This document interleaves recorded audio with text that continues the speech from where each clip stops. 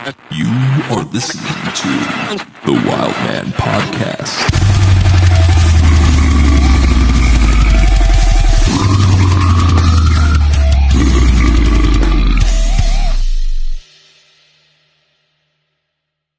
And go ahead. Yep. Take it away. You want to? Hey, what's up, guys? We have the legendary John and Anthony from one of the greatest bands in New Jersey, Oh, shucks. Mortal Decay. Thank you. man. Thank Guys. you. Appreciate it. It's very nice of you. I definitely appreciate you guys hopping on. Definitely been listening to you guys all day. Oh, that's what's up, man. I gave one of my I always tell Seb. I gave one of my coworkers one of my headphones, and I got told, "Don't ever do it again." Especially something with John, dude. You know, that's like fucking. I mean, every Mortal Decay is some killer soundtrack, which is freaking awesome. How you guys doing? Well, it's a soundtrack for snuff films. Yeah. You hear That's that? the name of my hip hop album, actually. No, that's awesome. You so Jacob, you want me to take it away, or you got? Go for it. So, you know, you guys, I don't have to tell you again that Dripping and myself were, huge fans of Mortal Decay, right? You guys are possibly one of the only bands I listen to when I want to get inspired.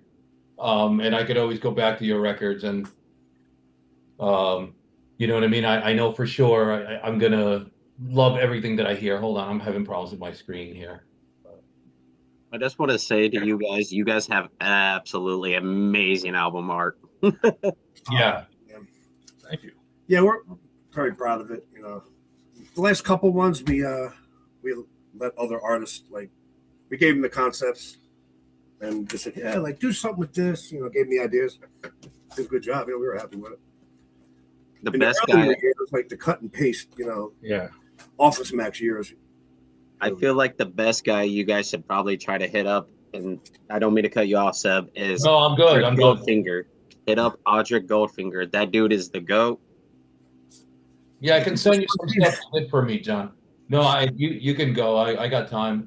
And I was just kind of brewing my questions. So you guys got a little time to take us back how this, I guess Johnny informed me because I didn't know. So I know the Dawn of Misery demo came out. The Aftermath demo was out. I wasn't able to capture those demos. I wasn't lucky enough to get them on tape. I think Roy Fox has them on tape because he was my neighbor from Kearney. I don't know if you guys know him. Necroharmonic. I definitely know the name. Yeah. Yeah. So he hung out with Incantation. You know, Billy from Incantation, Billy Bennett, who played in Incantation, and Ronnie Dio, the bass player. We're all like part of the same group. Oh wow. So I grew up with those guys. So I remember Ronnie Dio from way back in the day. Holy shit. oh, dude, Ronnie's my fucking. God rest his soul. Passed away. He passed away. Wow. Yeah. Ronnie was. He lived with me. He was the best friend of mine. And then we parted ways. And I moved to Florida, and I heard he passed away, which is sad. Yeah, sorry to hear that, man. That really sucks. Well, those actual cassettes, I understand, are going for around $900 a piece now. 100%. Oh shit! Yeah. Oh, Jesus. Do you have any? I'm on the wrong side of the business, Yeah. we got old T-shirts going for like $500 from the '90s on eBay and stuff. Nice. It's crazy, man. Yeah, it really is crazy. Yeah, you go on Discogs. I do a lot of research on like seeing how much like back in the day, the 90s and like 80s death metal stuff goes for.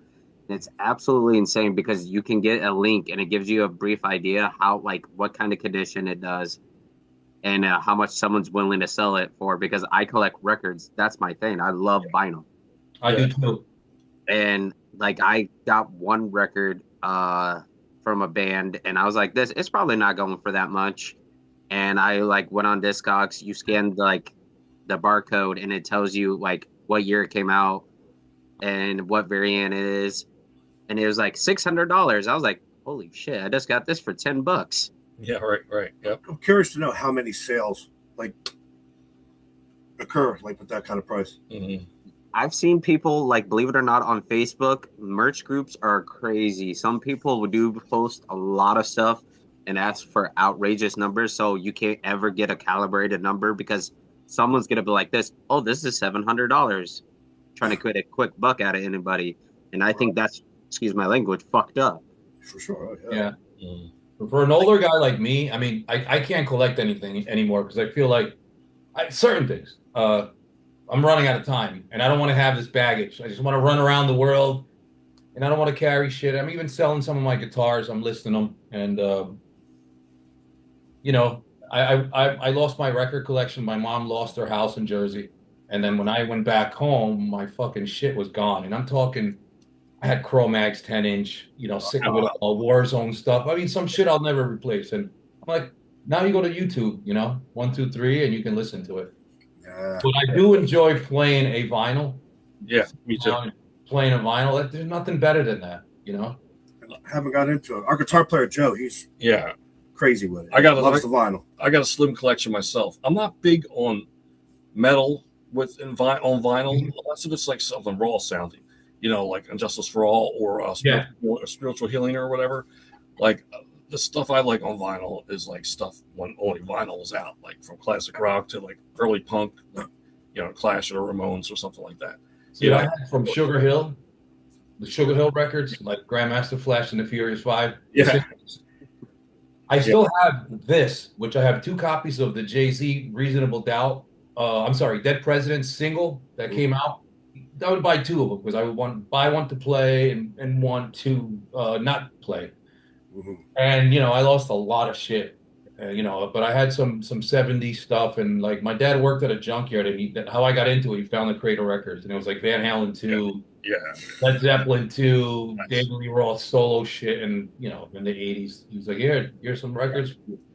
Guys, I don't want to talk anymore. I want you guys to talk. Take us back how this group comes together. Like, and you were under the name Macabre, which, John, you informed me today. I didn't know that. I mean, I knew about your 3 demos, and then I never knew. I wasn't deep down into the history to know about Macabre. You guys want to take us?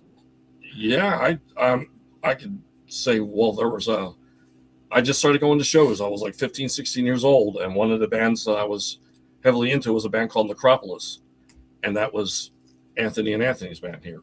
But Necropolis, and I used to, they used to frequent a movie theater across the street from a gas station I worked at. I would be pumping gas in like, you know, thrash metal, death metal shirts. Nice. Because, you know, we pump our own gas. We had that conversation. Yeah, we live in Jersey. Yeah, and I used to work at a gas station too. And they would come in asking me to try out, that they wanted to cross over from like a punk, like thrash crossover to death metal. And I had something else I was trying out for, was holding out for that, but I'm glad I made the decision to diss that and go with that. And you know, they changed the name from Necropolis to Macabre then. And then we did the demo. Like I said, I sound like a barking dog puking on that, you know. But it still holds. The music holds its value. It's good shit. Yeah, for the time. It was 91. It was actually 91 this month, around this time when we recorded. So Ripping Corpse drops Dreaming with the Dead, and you guys are dropping this demo. Yeah. Ripping Corpse was holding the title at the time, and right? They're huge. Fuck yeah. Huge influences. That Jersey bands are huge influences. Like, dude, mine too, man. Very important, like parts of like the way I play. And then the first Macabre album comes out, and we're like, oh man, and these guys are awesome. And we still have to change the name. Well, yeah, I have to be honest. Like at first, there's a band already named Macabre, and I'm like, I don't give a shit. Like, I'm just like starting out. I don't know anything. You know? When you're starting out, you don't give a fuck. Yeah. We went from Necropolis. We were doing basically like Misfit covers, like your tattoo, by the way, and you know, like thrashier stuff. But then I started getting into like death metal and, you know, more heavier shit, like with Samhain stuff. You know, like I love Samhain. Yeah, they were so great. But so then I found out there was a band called Macabre, and I'm like, dude, I already drew the logo for this shit. Like, so like, I don't know, maybe not that long after that, like I listened to Macabre. I'm like, oh, let me see what they're all about. And I hear them. I'm just like, I'm like, they're Macabre. We're not. Yeah, like, they're good, right? Yeah, they're amazing. Actually, I saw them at we played Milwaukee Metal Fest. Yeah. Yes. With them, and I wasn't there, but I'm aware. Yeah, well, I'm me and them drunk at a bar. I'm like, hey, I'm Anthony, Mortal Decay, and I told them the whole story about like we used to be called Macabre, and we heard about a band named Macabre, and it was like one of the memorable moments. Telling them my Macabre story. Yeah. They love the story. It's not. It's so fucking amazing to have that. It's like one of the coolest fucking names in death metal. I'm telling you, like, no one's gonna take that name. I mean, like it's just there, and that logo. And so you guys just met through jamming, and then Anthony, you sort of been like lyrical theme brains. Yeah, pretty much. Yeah. Still to this day. I mean, I've just tons and tons of brainstorm lyrics and shit like that. But yeah, pretty much always. Like the last album, a couple of the other guys, like they wrote like a song or two. It was more collaborative, but yeah. And I like being in charge of it because, sometimes they try to write lyrics. Just let me do that, please. Right. I got you. No, because you kind of know where you need to go, and I love that. I love that we never got to say much. A little bit of poetry here and there. What we love about you, John, we could always hear what you're saying in your guttural, froggy guttural vocals. Right. And that was amazing. I tell you what, just real quick. So your CD with Kelly comes out, Sickening, and that was available, and then the demo CD came out. And that really was insane for us because you were like an urban legend to me and Bruce and Dripping, both you guys. So for you, you're like this urban legend that we're like, oh man, he's fucking so sick. You know what I mean? He looks like he could be in the Misfits, from all the little collage of photos. Oh, yeah. We didn't have anything else but, just reading the CD and all that. And what Bruce loved about you, Anthony, he was like, oh man, look at that guy, dude. He don't look like he listens to death metal, but he's still a fucking death metal band. You know what I mean? He was just like, this guy looks like he likes hip hop. I feel like, Bruce and I would always speculate, like, these guys gotta like hip hop and punk rock because we were into everything. Not that we mixed it in our music, but we came from an urban area, Passaic County, Clifton, and we listened to Wu-Tang at the same time. When we listened to Suffocation, and I listened to Black Flag at the same time. I listened to Immolation. So take us in a little bit of your diversity, good diversity. Actually, rap was the first form of music I really got into when I was a kid. What was it? Rap music was the first. I mean, pretty much I listened to whatever was around the house when I was a kid. I remember like the Solid Gold albums that the top 40, and 8 tracks my dad would bring home from the yard sale. And then, of course, Michael Jackson and Thriller was my first vinyl I bought. Great album. I saw them in concert. It was the Jackson reunion tour. Oh man, yeah. And it was for Thriller, and it was at in Philadelphia at the JFK. Yeah. We're like reading each other's minds because I came back from Orlando. My wife was like, "Can you play Michael Jackson?" Yeah. Put Michael Jackson back the whole ride. On the phone now, you just put the artist on and it'll keep playing every song. Go on, guys. Yeah, and then from there, of course, it was Run DMC, LL Cool J, and fuck yeah, Def Jam stuff. Yeah, I go way back with hip hop. But I always saw the Beastie Boys before the first album even came out. Yeah, and they opened up for Run DMC. It was called Fresh Festival in Philadelphia. Fat Boys, Houdini, nice. Turbo Ozone from the Breaking movie. They were like, yep, I remember that movie Breaking. Yep, classic. Yeah, yeah. I mean, remember Wild Styles, the graffiti movie. Yeah. Absolutely. Was rapping, beach. Yep. Amazing movies, man. Yeah, I mean it's funny because I went to a high school with John, our guitar player, a couple down like 2 towns down the road.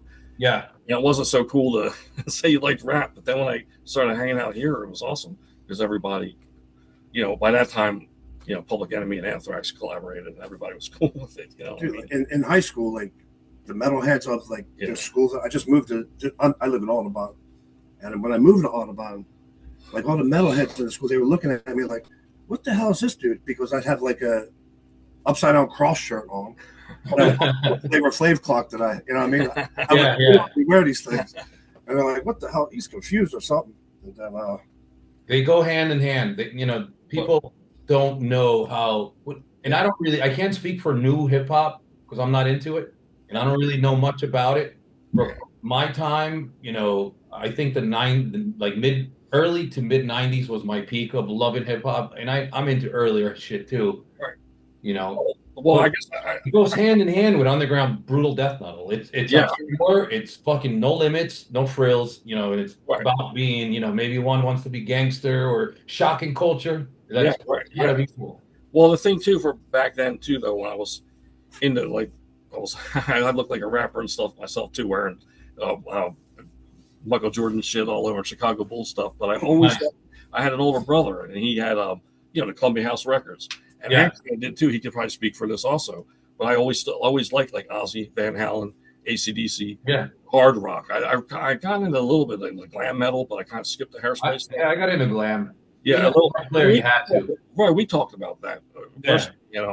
But even the glam bands, I like Ellie Guns and Rat. And Out of the Cellar. And Motley Crue and Guns N' Roses. Cinderella. Yes. Oh, Yes. Dawkins is my favorite band. Probably one of my favorite bands. George Lynch is one of my favorite guitar players. Oh, wow. Rat, Dawkins, Motley Crue. I had to get into them. Seen them live. It was fun. I love them. Yeah. I love them. Then like Priest, Iron Maiden, and all that stuff blew me away. Right.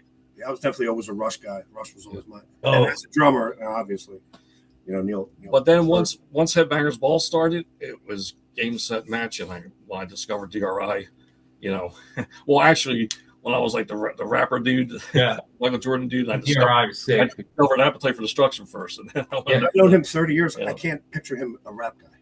Yeah, well, I was. I had big fat laces and stuff. I met him. He had like a side of his head shaved, long ass hair.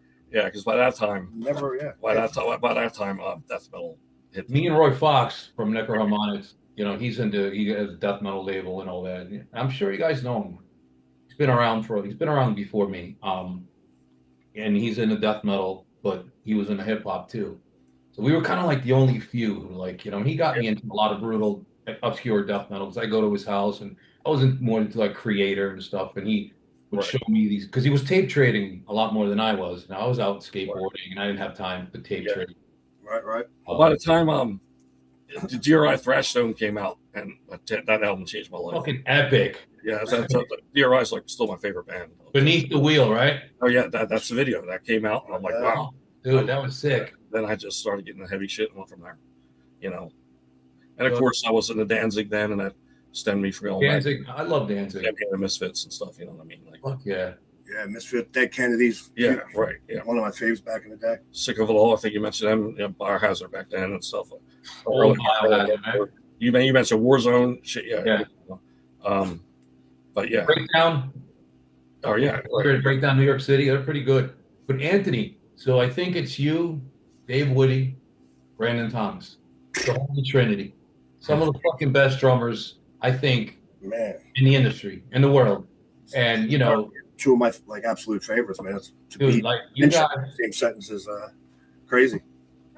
Yeah, huge influences, man. And Jason from Demonacy back in the day. Demonacy is another great band. Absolutely. Oh my God, dude, huge influences. Like even on the music end of it, like the guitar end, yeah, huge inspiration. But drumming, you could tell when he's playing his drum beats, dude, you could tell he listened to hip hop back in the day because he just puts these dope ass beats. The Ripping Corpse listen to hip hop, Sean and Scott, even Scott, he was a lot older than all of us, right? I mean, Scott's got me by, I think he's a lot older than us. Last time I seen him, he was doing a punk band. I think it was 2010 or 11 from Ripping Corpse. And I know Brandon was doing Dimmock. I would love to see him. Amazing. Yeah, Dimmock was cool. And drumming is just, it's always been next level. Next level, dude. And he's always twisted, pretty tipsy. Song has at least one or two amazing, unique drum parts. In every single song, he does crazy shit. Yeah, it's just.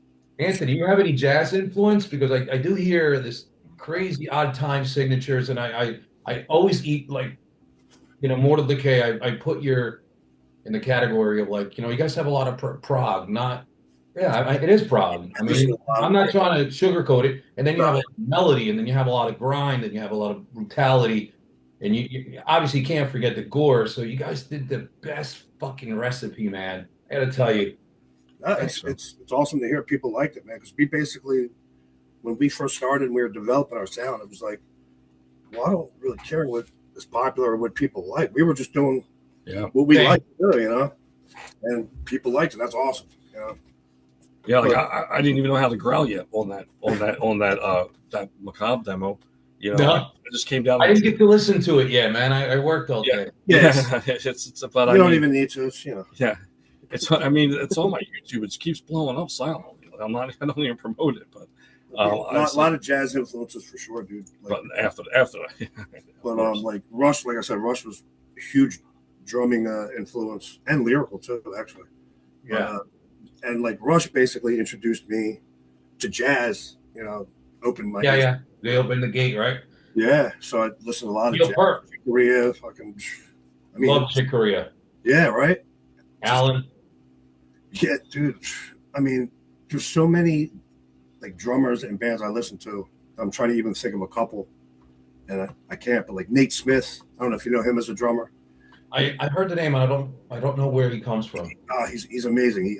He's in the Fearless Flyers. I don't know if you ever heard of them. He's in a lot of things, actually, but a lot of hip hop influence, like just really tight, a lot of Ghost Note kind of stuff. But I love those guys that can do a lot with a single pedal. Listen, I'm a huge double bass guy. You know, Flo. You know, Flo's another one of my favorite drummers. But I like those guys, those jazz dudes. And you're like, holy shit, he's rolling a double bass, and he's not. And doing single, you know, I seen Mackie from the Bad Brains had a real fast. Mackie from the Cro-Mags had a real fast single foot too. You know, she like the long hair. Yeah, the long hair dude, Oriental. Dude, yeah, because I saw Cro-Mags at the Trocadero years and years and years ago, and he was doing that fast single bass stuff. Yeah, and it was the greatest shows I've ever seen, actually. Yeah. I've only seen Cro-Mags once, I think. What was they played in a church where I'm from. Oh wow! It was with it was only with Harley though. Yeah, like younger guys in Harley. No, he just had like a documentary come out or something, right? Harley Flanagan. Yeah. I didn't see it yet. I'll check that out. Yeah, I think it's new that he put out. Because like I think like Harley, it was just him and a bunch of younger guys. And I brought one of like their most notable record. I brought it to him, and he signed it, and he turned it around, and he drew mustaches on all the guys. I mean, I love Best Wishes, Jacob. Huh? Yeah, I love Age too. Best Wishes. Yeah. It's a picture in the back. I love the artwork on that. I love Age of Quarrel, but I like Best Wishes too. But I love the artwork on Best Wishes. Me too. Yeah, amazing. Yeah, I got that record somewhere. I'll have to dig it out, and it's literally on the back of it. It's a picture of them when they were younger, and he took it, signed it where his picture was, then he drew a mustache on every other person. And oh, dude, I'm not gonna say what else he drew, but it's a one of a kind record now. Yeah, that's great. Like there's something going on between them, and he didn't want to discuss it. I think it was like sometime around 2002, maybe 2001. And there's a small club in New Jersey, in Newark, New Jersey, in the middle of a fucking war zone ghetto called QXDs. And the Cro-Mags come and they play, and it was only Harley. And I think that I got up there and I sang the whole set. And he was so cool about it, you know what I mean? I knew every song, especially from the Age of Quarrel. That was a moment for me. Dude, that's incredible. They played a couple years ago, and I was in New Jersey. My sister lives in Englishtown, Manalapan, a little north from you guys, and they played Asbury Park. Okay. That's where we started out pretty much. That's how we were introduced. Stone Pony, right? Stone Pony, yeah. Introduced to Ritual Torment. Oh, fuck yeah. Yeah, I mean, just so many great bands, dude. I miss those days. Did you guys do a lot with like Human Remains and Ripping Corpse? Not really Ripping Corpse. I mean, we worshipped them, like love them. I hear that. But we didn't. Maybe a couple shows we played with them. Yeah. But Human Remains, we did a lot of shows with them.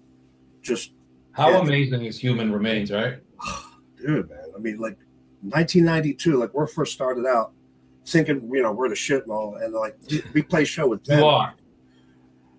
Yeah, I appreciate that. Like, we don't, especially like 92, we definitely weren't. But, play like Human Remains, like, yeah, let's do a show with them. And like, I'm just sitting there like I wanted to like not play music anymore. I'm like, dude, these people, they're amazing. What are they doing?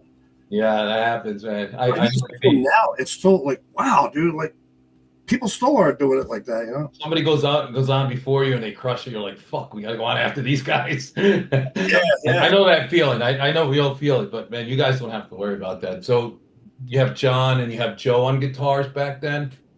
Yes. Was Ron in the band back then or no? Who? Ron? Yeah. No, Brandon was 92. Brandon was 92, 93. Ron came in before Sickening. Yeah. 95, 94. Yeah, 95, because I left in 96 and Ron just got in, you know. So what happened? Why'd you leave, Johnny? I love Kelly. Kelly's a great guy. I love him. Yeah, well, I mean, pretty much it was just I had to go to work, man, put on my big boy pants. So I was in a crowded house, one bathroom. It was like my sisters and their boyfriends all lived there. It was like a line that, like the Ticketmaster lines, just to go take a dump, get out. And nothing was like happening, man. It was the 90s. We weren't Ticketmaster line to take a dump. We weren't getting signed, man. You know what I mean? And it was like labels. I won't mention any big one names, but they were hitting up Ant for our demos to sell, but they weren't picking us up. You know what I mean? And I went to auto mechanic school, got out of school, became a mechanic, settled down, girlfriend, a puppy, and then they signed a pulverizer with Kelly. You know what I mean? Yeah. So I'm like, shit. Right after all that. Yeah, Pulverizer was awesome, man. But, Pulverizer. Rest in peace, Randy. Rest in peace, Randy. Yeah. Pulverizer Records. So great record too. Awesome, man. Because Sickening's got, like, I remember Meditating Through Mayhem was being written, and that was when I departed. So it's got 3 songs, right? 3 songs that weren't on the demos that Kelly did new ones. I think there's 3 of them: Meditating, Sickening, and Decomposed, I think. And then the rest were like the songs I did previous. But it's kind of cool. I kind of like that. I like now being in a band with the comparison with Kelly and Johnny. That's cool. Yeah, that's cool shit. We did last year. We did the one you guys are doing, New Jersey Death Fest. Yeah, Clifton. Yeah. We had Kelly come on stage. Yeah. What song did he do? He did Sickening Erotic. He came on stage and did that with us. Kicked ass. That's awesome, dude. So cool, because, it's great that there's no bad blood, you know. I wish I could say that never happened to me with other people. There's some people who get butthurt and they don't want to talk to you, and then distance and time, you wind up talking to them sometimes, hopefully. But you know, with you guys, it was never no beef, nothing. You know, you stepped away, he came in, then he couldn't do it or didn't want to do it. I never really got the details from Kelly. We should have got Kelly on. I bet you he would have joined today. But it was a podcast. I didn't want to overstep. You know, whoever. Yeah. We love Don and Joe too. Well, I said that actually. I'll give him a shout out now because he connected us, Jimmy from the block. I told him I asked Kelly to have me and Kelly on his channel, but we never put it together because people think that there was like beef between us. No, man. I used to pick Kelly up at the bus station from New York and bring him down when we all play softball and stuff together. You know, I never had that. Kelly's super fun. Yeah, he's cool as shit. He's a great dude, man. I know that. I knew. He told me he's like, there's never. I asked him this a long time ago, and he always said no. There's never been any issues, you know. And he told me that he couldn't do it, or whatever happened between. I asked what happened. He's like, I just couldn't do it no more, and he had to step away. And then you come back, right? Yeah, and Kelly's got a sick voice too, dude. He does have a sick ass voice, dude. He's gonna be on the dripping. Yeah. The growl and Columbia necktie that he hides out, studio or not, dude. To hold out that style of growl. Hell yeah, dude. One taker too. Yeah, I know. That's have a sick ass voice. I never heard his earlier band, Death Row, and I've been meaning to check them out, but I never do. You know, I have to. Yeah, right. I like circling back to shit now because then I discover more shit, and we have more time now. You know what I mean? Yeah. Well, that's the thing. I mean, pretty much life hits and you got to step away for a bit. And like after I moved back to the area in like 2010, caught back up with all these guys, and Ant was just like, well, if you can do it, do it. If you can't, you can't. And here I've been back in with them now 9 years, believe it or not. That's so crazy. And I'm able to do everything. I was able to work I can't do any extensive touring, but I can take off a day here and there. Yeah, I'm able to do it, and and it's like I got a kid now too. I'm still able to do it. So at the pace we're going, you know what I mean. This is how you guys are a legacy band. You're doing legendary venues, legendary shows. You know, you're not 30 days in a bus touring. I think about that now. I'm like, I don't know if I'd physically be able to do that. Yeah, we'd be. We took a lot of time off, like carpal tunnel, this arm. No shit. Cubital tunnel. So Yeah. I had like 2 surgeries on my right hand that put me back for a long time, and then my left hand's been. I got cubital tunnel in the left hand finally. Cubital tunnel's the elbow, and so I had to get surgery on the elbow, the wrist. Wow. So the last 2 years, like I've been dealing with surgeries and then like trying to like come back and like get back to where I was drumming wise, you know. And it's been rough. Like, so I need surgery as we speak because my pinky finger, like these 2 fingers right here, they're totally numb. So like I can't play left-handed. Like I can't hold my stick the way I hold my stick. I just can't. Like it's weird because it's numb. So I had like developed a whole new grip, like to where I hold my drumstick now between these 2 fingers. Oh, you see that?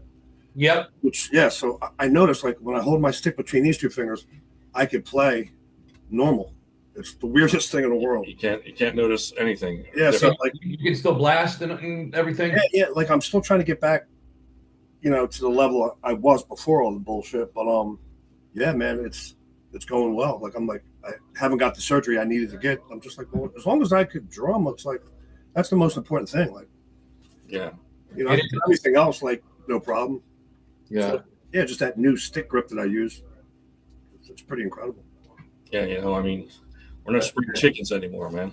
Dude, these guys are getting old. So I got sliced here. So this is my fretting hand. These 4 fingers are numb.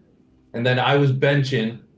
What happens? I punched my wife when she was my girlfriend. We went out. I got mad at her one night, and we're in Miami on vacation. And I punched the wall. Oh, but it was concrete. My I did that before. The chip from the bone hung out around my tendon. So now I'm benching. Here goes a year benching. One day I'm at the bench. Boom, my thumb goes like this and it locks. I lose my tendon. I get surgery. Only 75% of it came back. So for me to grab the pick, sometimes I drop it. So I understand the handicaps. I don't want to make this about me anymore. Yeah, no. It's the handicaps. And you still push through. Anthony, dude, it's great that you're still doing it. We'd like to hear some new shit, man. Dude, like you inspired a lot of people. That's good to hear, man. Glad. You know, just I don't think I would be able to like live without being able to play drums. You know, that's like I always think about like after like the surgeries. It's like, well, I don't need surgery now because I figured out how to do it differently. I'm with a different technique. Be careful with the surgeries because they tell you, you know, they told me I was going to come back and this is the way my hand's going to stay forever, right?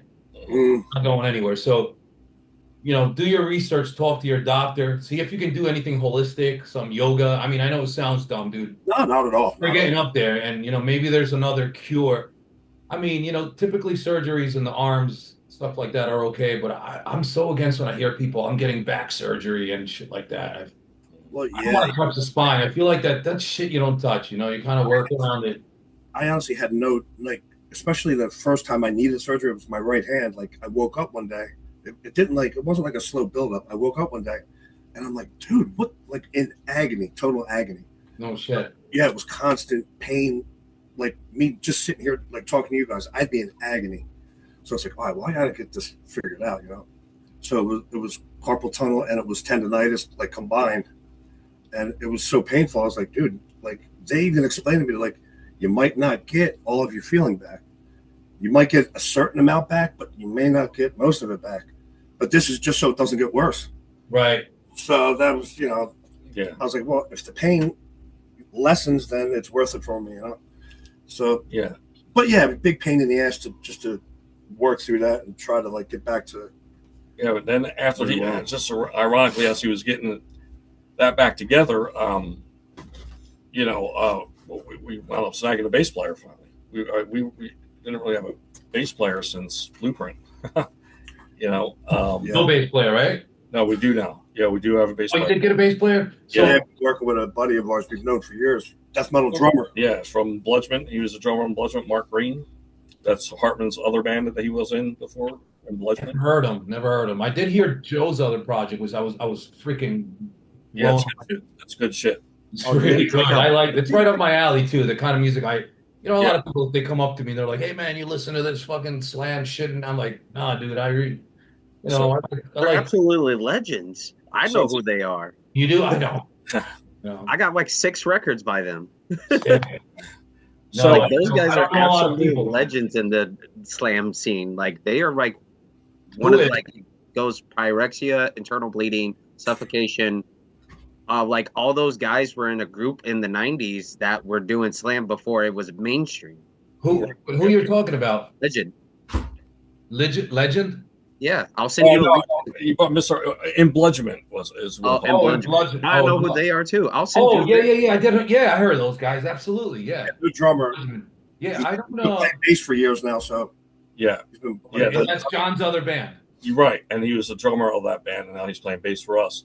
And now, pretty much through the years, we just got like a Google Drive, and we have all these riffs all over. And now and then him and Ant rigged up the basement here to record, and now we're actually starting to possibly be crafting songs together. we do a lot of improv. We For just Mortal, right? With Mortal, yeah, with Mortal. Oh, okay. No, I've been texting you on Sundays down here, or Saturdays down here. Yeah, I've been, and I was like, hey, dude, send me a practice video. Yeah, yeah. I was like, you're like, no, man, we got to keep this secret. Yeah. it's just us pretty much like I'll come up with this crazy ass drum beat and I'll be like, yo, guys, write something to this, and then like we just work off each other. Like it's really a gift and a curse because when we get like me and the 2 guitar players together, we just got all these creative ideas and we bounce them off each other. And it's like, all right, we've been here 2 hours, we've accomplished nothing. Right. But we have an hour worth of cool shit that we have to sift through now. Yeah. But the one thing I can say, the past like 3 Saturdays, Joe's been on fire, man. Joe's always on fire, dude. Pumping out some good shit, man.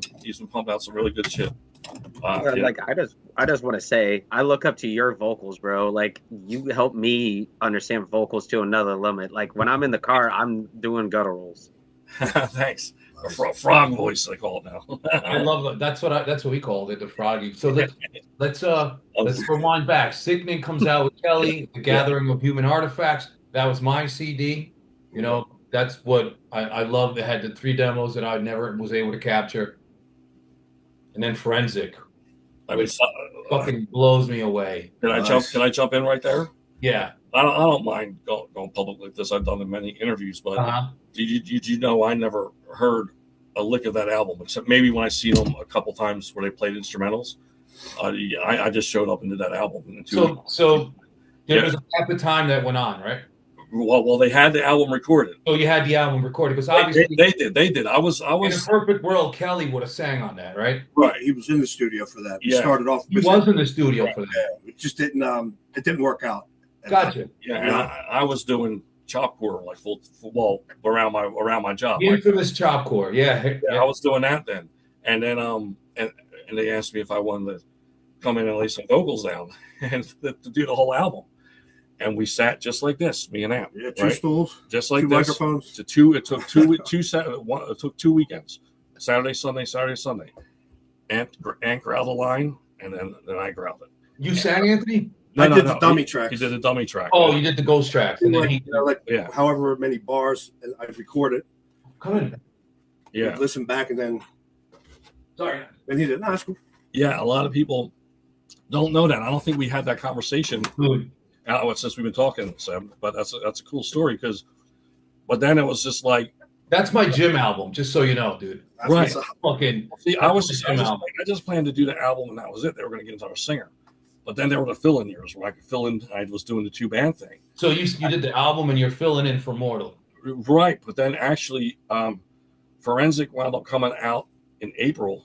And in June, Chopcore got signed and their album came out. So I'm supporting 2 albums now when I can around my job. Life. I mean, but then it was like, oh shit, now I got to learn this album. And anytime we do a lot of lyrics. Up until recently, anytime we do a forensic song, like I can sing along with it to a car, but live, the singers will tell you there's a difference. It's a big difference between singing along to the song in the car and then doing it live, man.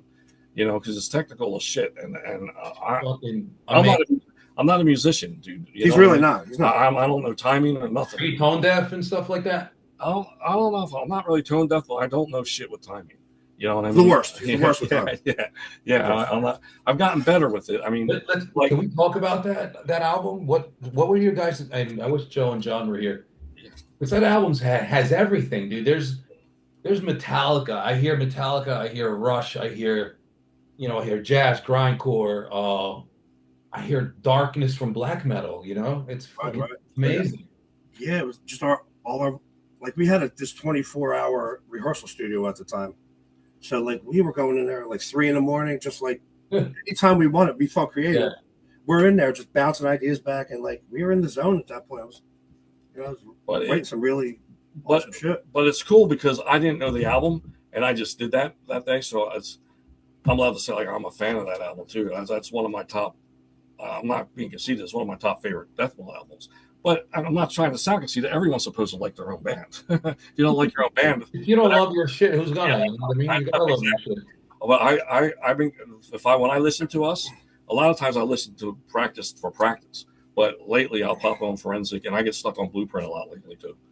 I've been listening to Blueprint lately when I want to hear some more. But like Forensic, I was definitely like a jump, like all of our influences that we have. We're just like, let's just let it flow, and not just answer. That's what I listen to when I want to get inspired. I really play Forensic. Well, not just Ed's drumming. His lyrics are sick as shit. Oh, that's all his lyrics. It's like a fucking horror movie, and I think you were probably intending to. Right. And that's what I love about Mortal Decay, right? Because I was a huge, probably still am if I can find it.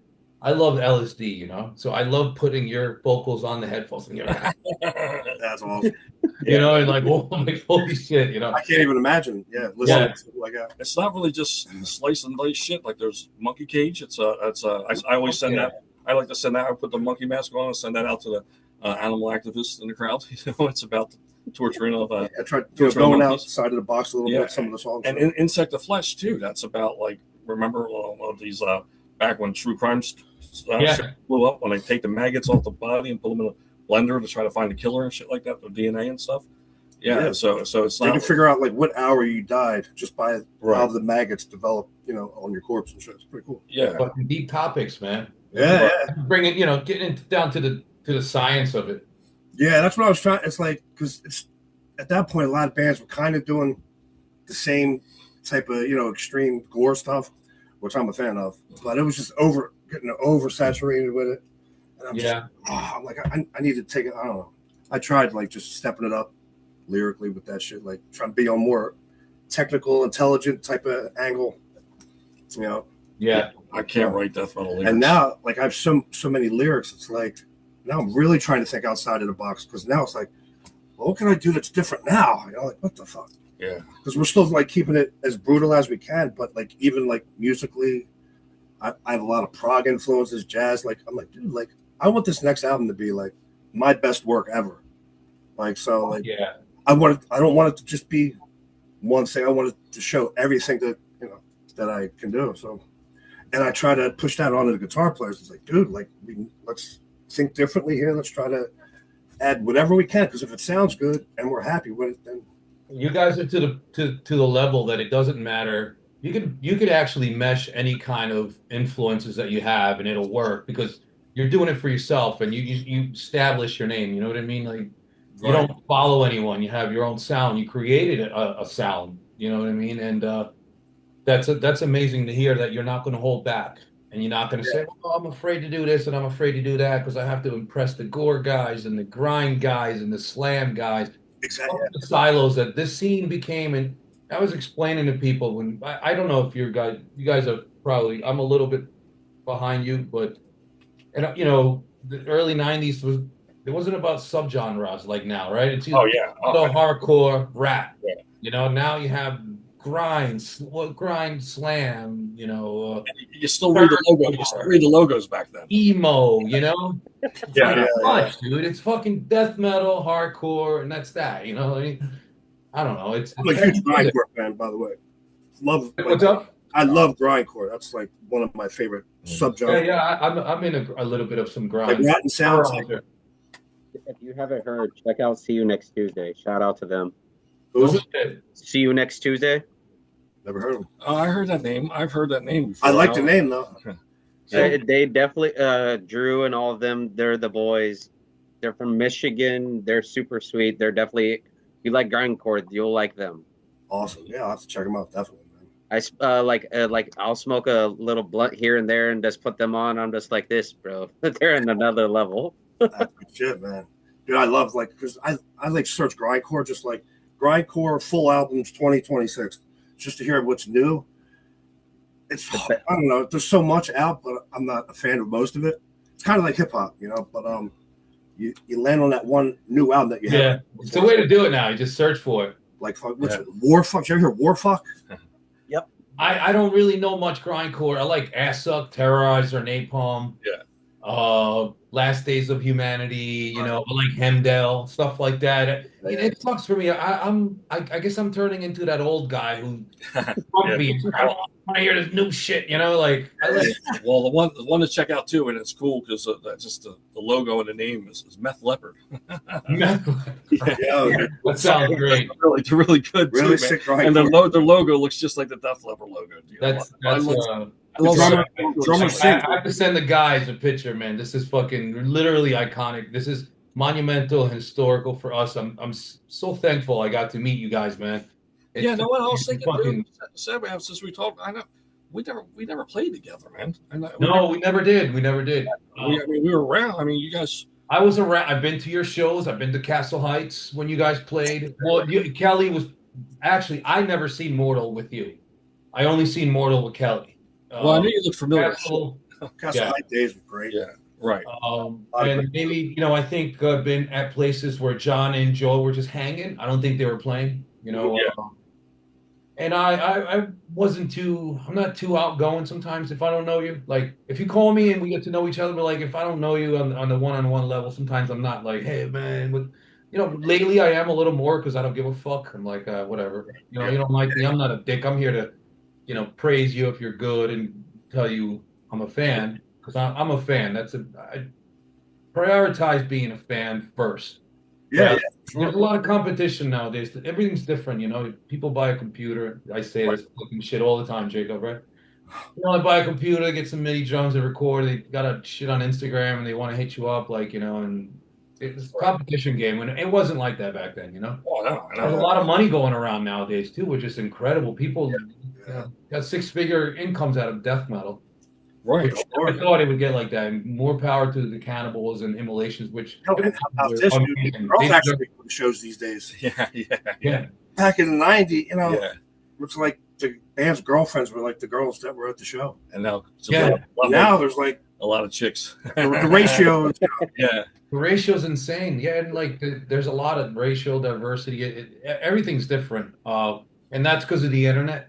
Yeah, great tool, but I think also it's a shitty tool. Yeah, where you were tape trading, and I'm going to your house, and I'm face to face with you. You're making me a copy of all these cool demos, and I leave. We hung out. Now it's just like, dude, just fucking People are send me the link, and I'll listen to it. Recording albums on their fucking iPhones on GarageBand and shit. You know what I mean? Yeah, you guys like you would send an actual, you would mail a letter. Yeah. To so I mean, I can't That's how I talk to Devourment, like Ruben. I wrote to Ruben. Sure. Right? Yeah. Dude, that's such crazy. We'd wait a month for a reply. Well, what if he's going to reply? Yeah. Stamps. I remember doubling up on stamps because I was sending a tape out of tripping. Like it wasn't even a fucking, because kids now can come out with a demo from the bedroom. It was a fucking rehearsal, and people wanted to hear that. Right. To record for us, it was so expensive, dude. We recorded, in 2000. That was our first. Well, we recorded in '97 with Cadaverman, and I remember scrounging money from everybody to cut a demo. And then when we did our album, when we got signed to Macabre Mentos, the dude Jimmy was like, he quoted us $3,500. When we went in the studio, he wanted more money, so we came out on Ghost Tracks. I didn't get to do anything. By the time I was checked out. And we lost our second guitar player, so I did Ghost Tracks. We got drums, bass, and vocals. And he goes, all right, you motherfucker, I'm going to give you one shot you got. So I'm going to plug you in, and you're going to start from the first song on ADAT, right? It wasn't digital. Yeah. So start from the first until the last, and you're fucking done, and you're out of here. And he kicked me out of the studio. And we recorded with Overkill, recorded some of their albums, We got way too above what we thought we were going to afford. Now, how many full albums have you guys released? We have one full album.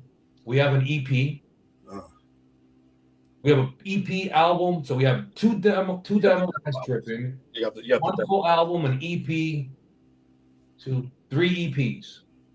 So Now we're gonna do our second album, and it's gonna be done right. We're gonna do Is it a full length or is it going to be an EP? It's gonna be 9. I want to do 9 to 10 songs, and what I'm gonna do, and I'm bringing it back to the old school, man. We're gonna pre-production demo. We're gonna listen to it. We're gonna make sure we like it, and it would take Metallica 2 years to come out with an album, and that's what we're gonna do. Well, that's what I mean. I'm kind of like, I'm not in a rush, dude. The rush is over. Yeah, well, we're talking to us. We have 15-year gap between. Yeah, I was like, we finally met someone that has more years in between albums than us. Yeah, but I mean, but I kind of want. I will if I was. What I like to do. I don't even know if I really talked to Ann about it yet, but I would like to do next an EP, the first Mortal EP, because no one really is in the full lengths anymore. These kids, their attention spans are short. They make their Spotify very short. Yeah, they make their playlists or Spotify play. I find myself really, like I would rather have a full length album by anybody. But I mean, it's like that's why a lot of bands now, like for example, King Diamond released one song and never put an album out. A lot of bands are doing that. Like so the younger guys in my band are telling me the opposite, and then that's I was exactly where you're at. So we came out with our first EP back after 23 years, and there was 2 songs and 3 live songs. And Don from Waken sang on that. The fans. So the statistics that my guys tell me from the internet, the fans loved it. They said it was us, but it wasn't enough music. Okay, so then we do the 6th song with Devin, and then different lineup. The fans are like, it sounded like you stepped away from your sound a little. You never get it right, So I'm like, fuck. I told Ed, I'm like, listen, I don't really give a fuck what anybody says. We're gonna do 9. We're gonna do 9 songs in an instrumental. We always love an acoustic instrumental. Yeah, absolutely. And there's we're some kind of trippy. Well, I wasn't mean to scene kids. I was mean like kids, like my daughter's age and stuff. They make their playlists, and that's it. No, and that's everybody nowadays. And I think anybody, 30s, maybe from 40s. That's a shout out. Yeah, I feel attacked. No, I mean, and listen, I listen to these guys because they're wizards and they know like the insights and what works and what doesn't. Reels work. Like in my opinion, the best way is like I grew up in a generation. Like I grew up in this generation. Like these kids nowadays are different breed. Let's be real. Absolutely, in a lot of ways. Yeah. And I grew up with a mom who gave me CDs. I didn't grow up with, here's an iPad, go download certain songs. Right. And like, then I grew up with friends giving me CDs. I kept getting CDs. Yeah. And I went to vinyl. Like I have 6 playlists on my Spotify that are full-length albums because I'm not here just to listen to one singular song. I want to listen to an album front to back because I write lyrics outside of the podcast. Okay, yeah. And like I watch a lot of horror movies right now. Me and my fiance, we're watching Dahmer. I get inspiration. It probably is not the best lyrics, but like some people, like in the death metal world, will like that's brutal as fuck because like I have a song. It's literally called "My Life About Dahmer." Oh shit! Right. And like when I listen to stuff, like I will put in my headphones and just sit there and listen to like bands like you guys, Devourment, Undeath, and I'm just like sitting there writing lyrics, and I'm just like, one of the lyrics is, I reach inside your stomach and feel your insides, and I want to feel the warmth, and I squeeze your heart, and then I make it explode. Right. Yeah. Cool. Is that song about the cartel? But like I like kids nowadays. That's why I'm starting to hate like brain rotted kids at work, and like I hang out with like I work at Walmart, a 9-to-5 job. Yeah. And I work with these kids or come up to me. They're like 6, 7. I'm like, bro, listen to a death metal record. It's not going to hurt you. Well, Jacob, I'm the same way though, man, because I can't write death metal lyrics. I took a stab at it, like back in 2014. I took a stab at it. I did the Sermon of Mockery EP. That's killer. I never would imagine being back in Mortal Decay yet, because what happened there was I did it in 2014, and it rested on a hard drive because the band was over in the Ukraine, and then all of a sudden the war broke out, and it rested on a hard drive for like 8 years, and then finally, and their label that was supposed to put it out was from Russia, so they finally asked me to shop the label. I shopped too, and I went to Comatose Steve about it. He's like, "Well, I got no time for it, man." He's like, "Let me hear it." And 20 minutes later, he's like, "I'll put this out." And he hasn't made 2 EPs, and I'm not so. That's the thing about Ukraine, though. They're not always Russian. Their albums. I'm not so happy about my vocals and stuff on it, or my timing. Those Ukrainians, they're not Russian in between albums. People were, like the way I look at it now. What I was getting at, Jacob, is I wrote about the Human Centipede, and and I wrote about It was a great movie, by the way. Yeah, so what I was getting is I wrote about tried writing about horror movies and stuff in it there too. So John, were you a horror movie fan too? Yeah, more so when I was younger. Getting back into it more. I was having some time to watch movies lately. I just showed him Terrifier 3. Yeah. I once saw one of the best horror movies ever made. Here, Art the Clown. Oh, dude, amazing shit, right? Dude, the first 10 minutes in part 3. The first 10 minutes. Fuck yes. Nosferatu. Killing the kids. This is I think this is one of the second horror movies, right? Nosferatu. Yeah. Well, shit. Well, of course, I'm a Friday the 13th fan. I'm an old. Yeah, I like that old. I love the 80s, man. Anything in the 80s was great. Yeah, I was starting to like Freddy a little better than Jason. But I went back to this, 70s, like some good shit too, man. And, but like the best way I could tell anybody if they want to write lyrics, like I'm not like criticizing anybody or anything. Like I try to like help people if they need help. Because like I was trying to join a band, it didn't work out because my vocals weren't at that point yet. My vocals were like sounded like a little kid screaming. You're cracking your voice. I was freaking writing lyrics, and I was just thinking in my head like this. Okay, so like my trauma from my childhood, mix it in with a horror movie, then smoke some weed, and see where it mixes in. And I'm just like this. Fuck, my childhood was all fucking fucked up. And it brings out the darker side of you. I watch horror movies, like I have Leatherface tattooed on me, Michael Myers and Art the Clown, and people look at me like they're like, "Oh, grandma's gonna be scared of you," and I'm just like, "Cool, I'm wearing a freaking, for God's sake, I'm wearing a dying fetus shirt. I hope she's scared of me." Yeah, right. That's all I wrote about in the hardcore years too, was crazy childhood shit. Yeah, dude, that stuff, brings the best, lyrically. But speaking of horror movies, Sebastian, you mentioned if I watch horror movies too. I got one on now. I'm halfway between what my brother was telling me about Teeth, about the girl who was born with teeth and everything. I heard about that. That movie's so fucked up. Yeah, she was born with teeth in her vagina. Oh, and then guys try to. Yeah. It's yeah, dude. You got the gist of it, but I'm like halfway through it. It's but there was a scene when they start making out in the cave. Whoa, right? Yeah, it does sound like something I'd be into, but I can't watch them. Kind of teethless. Can't take horror movies, so I like. Obviously, I like sci-fi, right? Yeah, I do too. Yeah, that's Dripping's whole theme of extraterrestrials, but I try to put a spin of the killer, bloody, tripping extraterrestrials. Yeah, well, speaking about that, shit. I mean, my actual favorite Mortal Decay album cover, if I had to pick, is Cadaver Art. I got that as a shower curtain. Hey, let's talk about that. Yeah, because we talked about Forensic, of course. Then we did 2 tours Forensic. Let's talk about tour. Was it sex, drugs, and rock and roll like Van Halen? Well, I just right. Exactly. You don't have to confess. I know, it was great times, dude. The touring years, I was also like in my home life, not when I wasn't touring. I was into the nightclub scene, partying all night long, like going to parties that start at 3 a.m. That's when they start. Anthony, were you into electronic music? Yeah, I loved it. House music. Oh, no fucking dude. Same here, man. Synth patterns, like it's like taking a lot of ecstasy, right?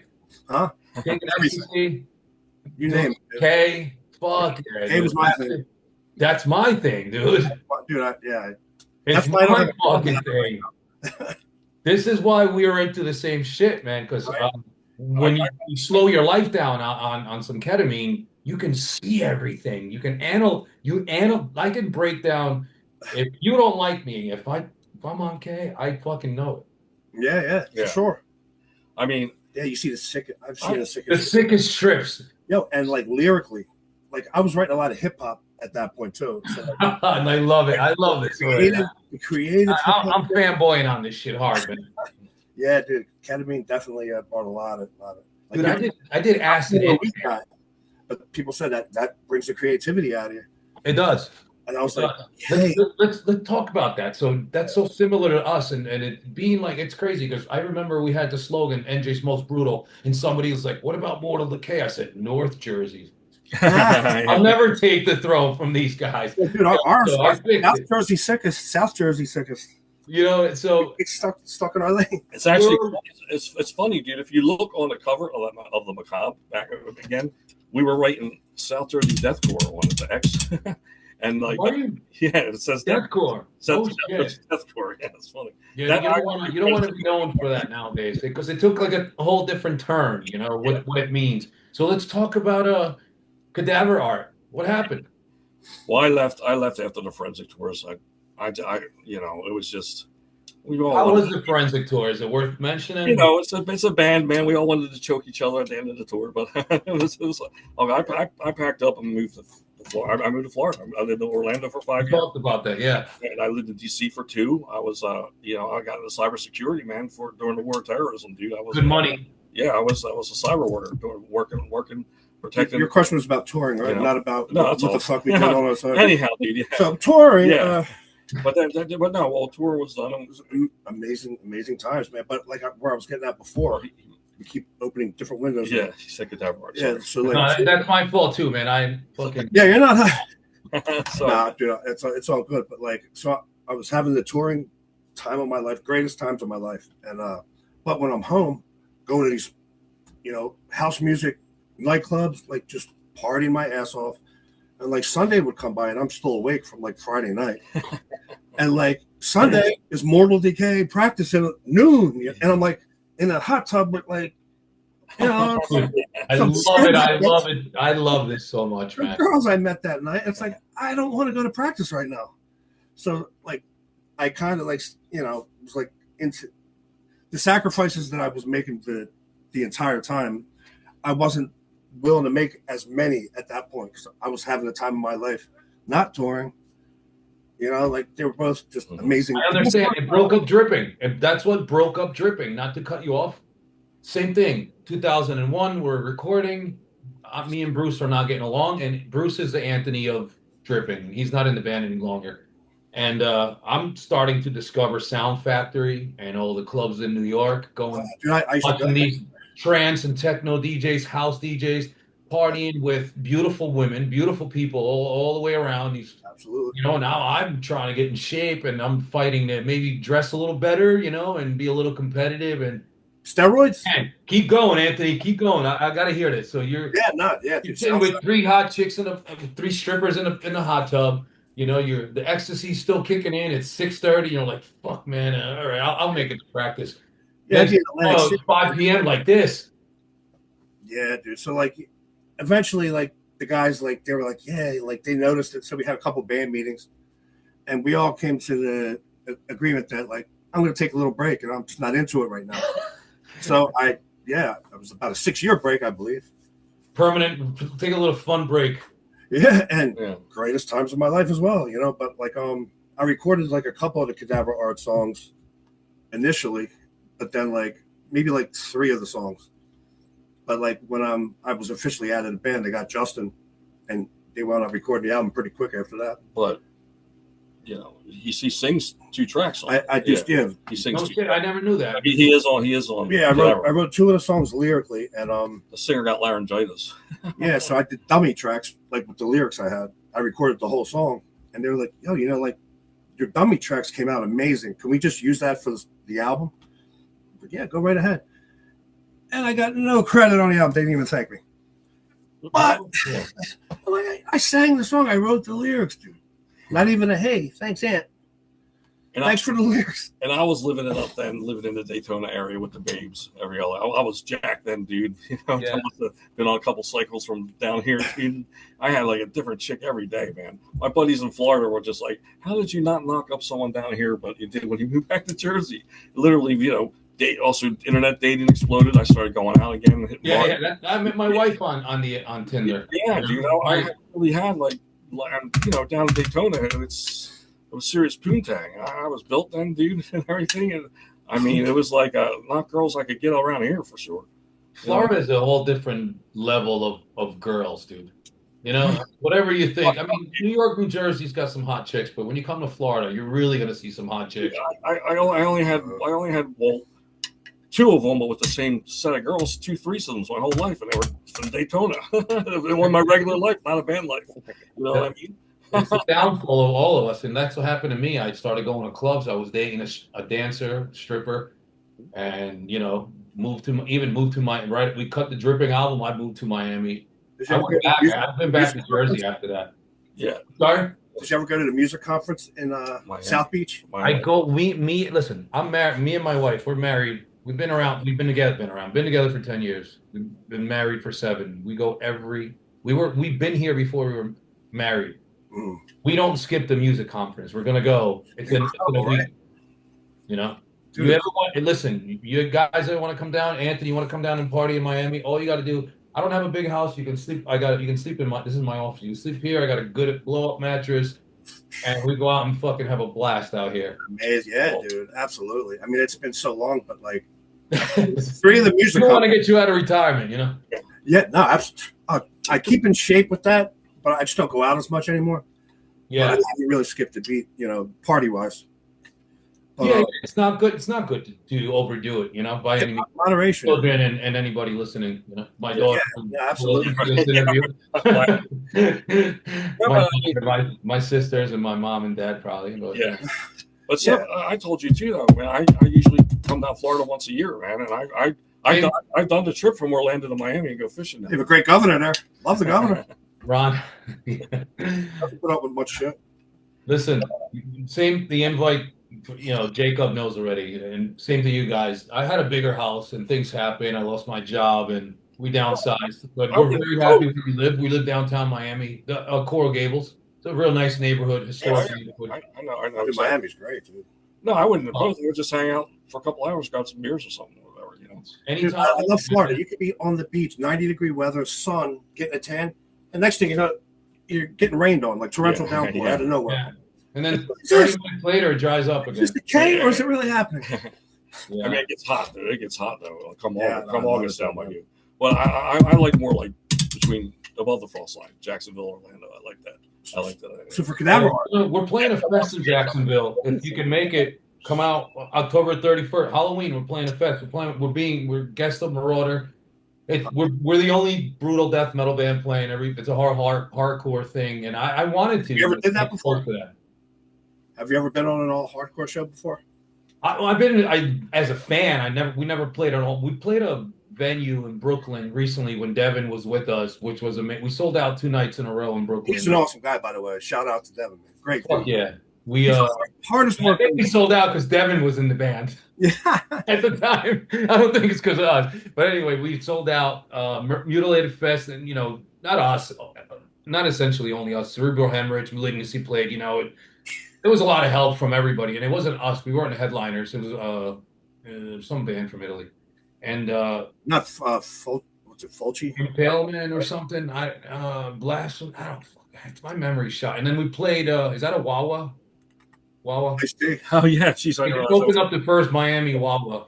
Yeah, they're coming down there. We played a emo, metalcore, hardcore venue, and I'm up there. I'm at the merch table, and I'm telling Devin, I was like, dude, fucking this last band's gonna go on. It's gonna fucking clear out, I'm like, it's gonna be dead when we go on, and those kids fucking stayed, man. Really? There's a lot of different kids, transgenders, gay kids, and all that, and they were into us. They were fucking moshing, and I'm like, great room. The sound was amazing. We come in, we got triggers. Obviously, we use triggers when we play live. I don't really care to use triggers in the studio, but live, I feel like you need to cut through, and those kicks gotta be 100. But wherever I was going with this, I don't fucking know. Well, I asked you about this brutal death metal band playing at all hardcore. Oh yeah. That's our first. We're playing with Marauder. I'm a huge fan of Marauder.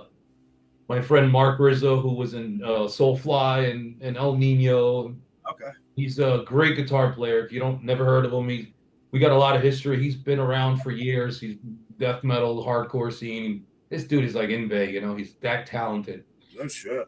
And I've known him since I was probably 14, 15 years old, and he's in Marauder now. So he's like, hey, man, I've been a huge Marauder fan my whole life, and finally got to just connect the dots like we're doing now, you know? It's coming around full circle. It's like my energy of being a huge fan, I get to meet you guys. It's kind of like having a great time, man. This is awesome. Shit, man. And when you guys get it going, man, whatever we're doing, if you see me on a fucking show and you're ready to play, you're on, bro. That's it. There's no, I mean, and of course, if we can make it work financially for you guys, because these days are not always about, for me, they are. I get yelled at, you know, and sometimes it's got to work financially. But right.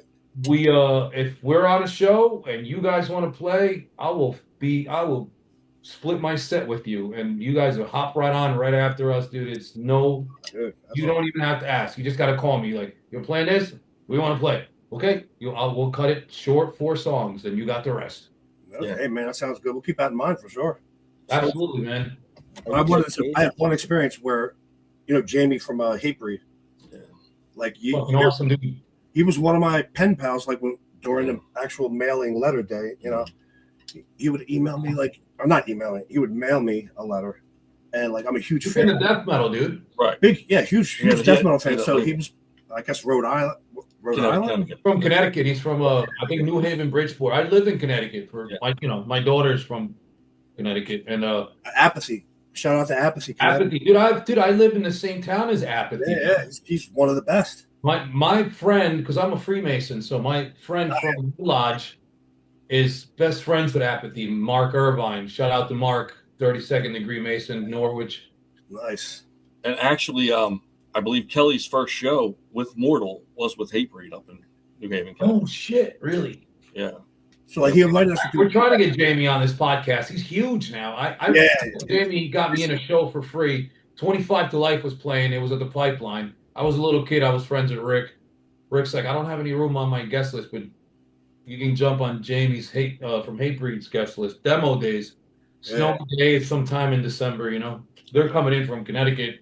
Fucking, I think the heat broke in their van and shit. 25 to Life, man. That's good shit.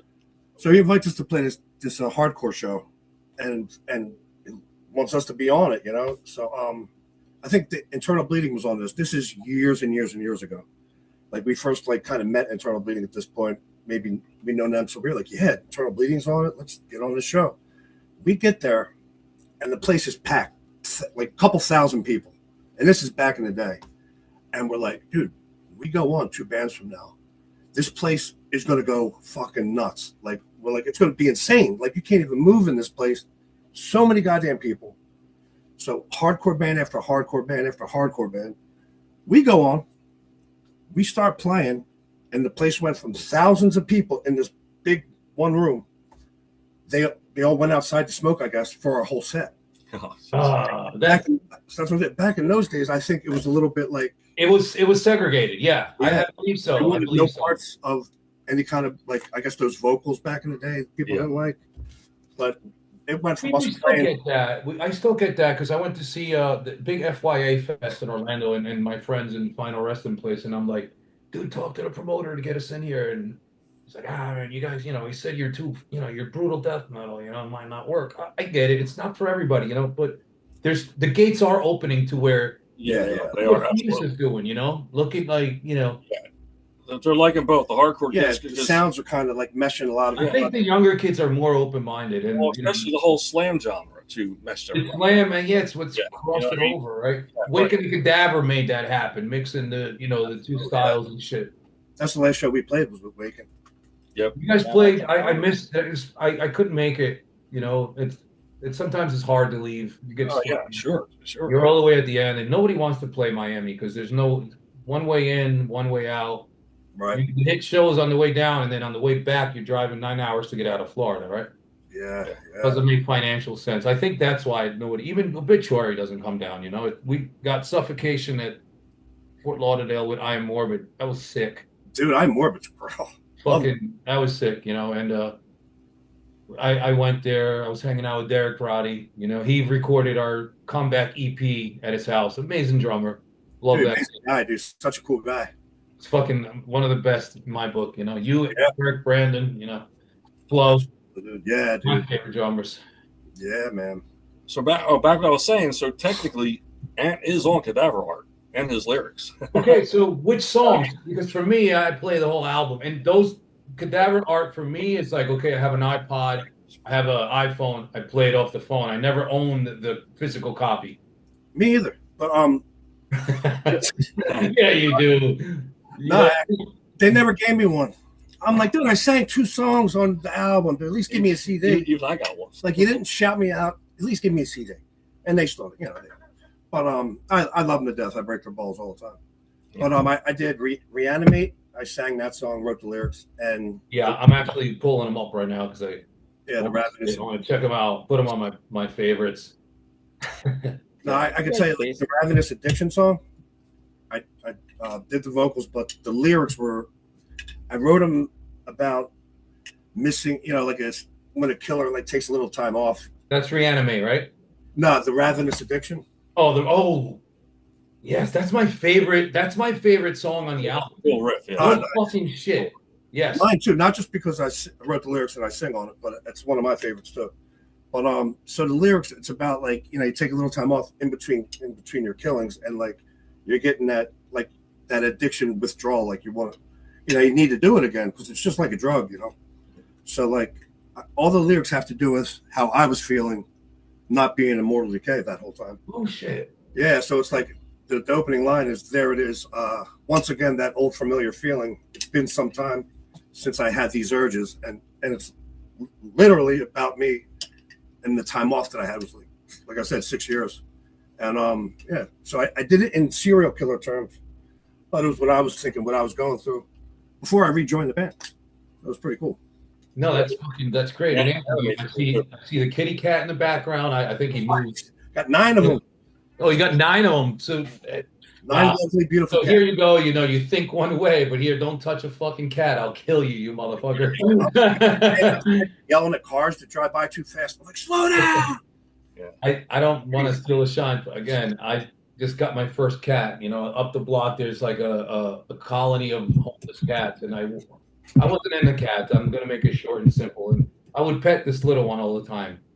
And they knocked the building down, and now they're into new construction, and it was raining. And I had to go to the store, so I walked to the store, and I see the little cat. She's little, but she's older. She's probably like 10, 13. I bring her home. Her hair was all matted in the back.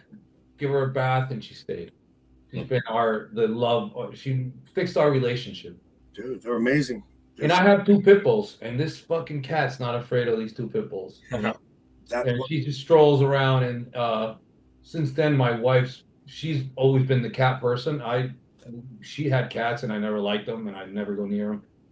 I had bad experience with cats, and she turned me into this cat guy, and this little cat won my heart. She's like my dog. Crazy, right? She's like my, you know, I don't get to see my kid that often. I feel like I put all my energy into this cat.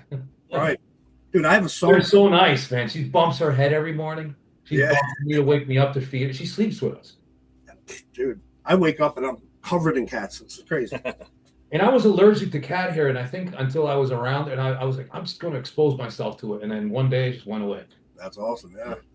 That's fucking great. Yeah, I love it, man. Like, let's talk about that. Let's talk about the love for cats, man. That's amazing to hear that. You love for cats, but you'll fucking stab in the eyeball. Yeah, exactly. Yeah. Like, dude, I was watching that Netflix, what was it? It's called Don't Fuck with Cats. That was horrible. Yeah, but like, I like researched that story before, and like the three guys in a hammer, like those crazy stories from like I think it was Poland or whatever. But you know, they made snuff films and shit like that.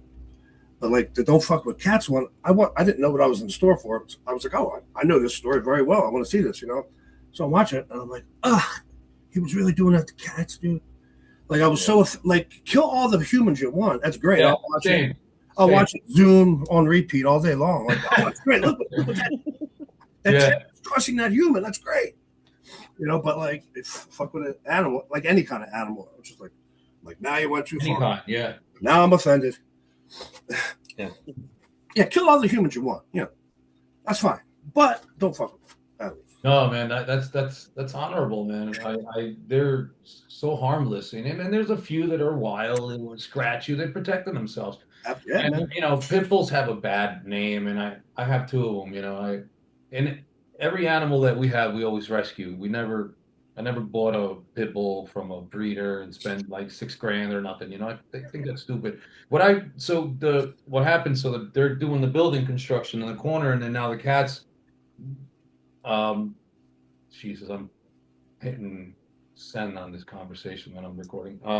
The cats are like have nowhere to go. So my wife's like, "Well, bring them to the yard," She's like, and I'm like, "Don't bring them to the yard because I'm gonna see one that's sick. I'm gonna bring them to the vet. I'm gonna spend 700 on this one, 700 on that one. Then all of a sudden I'm gonna be broke because if they're here, I'm gonna want to get them help. And maybe another day, if we hang out again, I'll tell you the story because this one almost died on me, and like I literally brought her back to life. I got her. And Jake, you knew you were going through it with me, and I'm like running to the vet, getting medicine, waking up at 3 in the morning, feeding her, giving her the medicine in a dropper, her mouth, making sure she drank enough water because she's dehydrated all the time. Right. And I wasn't sleeping for 3 weeks until one day my wife, I had a disconnect, and I went out and I partied. I came home and I'm sleeping. My wife wakes up. She's great. She's eating and all this, and I'm like, Jesus Christ, thank God. Right. Dude. Yeah, just to see her come back to life because she was such a champ. I took her to the vet. They couldn't. She was so dehydrated. They couldn't find her vein to pull blood. She was in pain, and they're going through her neck. Dude, I can't even talk about it. It's disturbing to me. Like you said, I'll watch somebody get their head splattered on Faces of Death, and I'm like, whatever. We're putting a needle in her. I almost punched the vet. I'm like, I'm ready to be like, what are you doing? Find that fucking vein. Don't make her suffer. Like I got into it with a vet before. Because I took it was a girl that I was dating. She had a cat who I fell in love with, and like the cat would stay with me for like days at a time. So she started not feeling good. We took her to this one vet, right? And like she's like was 13 years old, this cat, and like precious as hell, and like this dude, like he was giving her tests, but one of the tests, dude, he was like pulling her hair on her scalp. Oh, just to see her reactions. And I'm like, all right, she gave me a reaction, dude. Like she reacted. Like I was like telling him to chill the fuck out. Let it go, man. Yeah, I was like, dude, like that's enough, man. She feels it. And like, I swear to God, dude, I went back home, got on my computer, and I like looked at reviews on this place, and I swear to God, dude, all the reviews on this one place said the same thing happened. Like I remember you telling me that. I remember you telling me that. The vet, like the people at the front desk were like sweatpants, unprofessional, and the doctor was a total asshole and like mistreated the animals. And I'm like, dude, okay, as long as it ain't me like having a bad day, like almost beating up. Terrible for people who do that to animals. Hey, Jake, how much time? What do we got left? Sorry, Ant. No, it's fine. 15. But, all right, so let's talk. All right, let. What happened to Blueprint? So is it like the Jay-Z Blueprint? No. Yeah, that's a great album. Yeah, well, Ant's back in the band then. And yeah. In the band, the Blueprint. Yeah, so we did the Cadaver Art thing. Let me just say this real quick. Like Justin, like he was in more. He joined the band after me, and recorded the album. Their first drum, right? Yeah, drumming. Justin. Yeah. He the first show they played for Cadaver Art after it came out. They played a couple miles from my house. I'm like, yeah, let me go. It's like, no bad blood at all. Yeah, that's love. That's lovely. John calls me. John's like, hey, dude, can you bring a pair of drumsticks? He forgot his drumsticks. I'm like, yeah, I'll bring the kid a pair of drumsticks, no problem. So I go there. I'm like, here you go, kid. I figured I'd help you out a little bit, but like just breaking his balls, it was great. But yeah, so I even brought him his drumsticks for his first show. He's a good drummer too. Though. He plays one of the best dudes ever. He's great. He plays with Waco Jesus, and he was on Two Malevolent Creation. He's from Texas, Delaware. Oh, okay. He's on two traveling guys, right? Yeah, he's on 2 Malevolent Creation albums too. No shit. Yeah.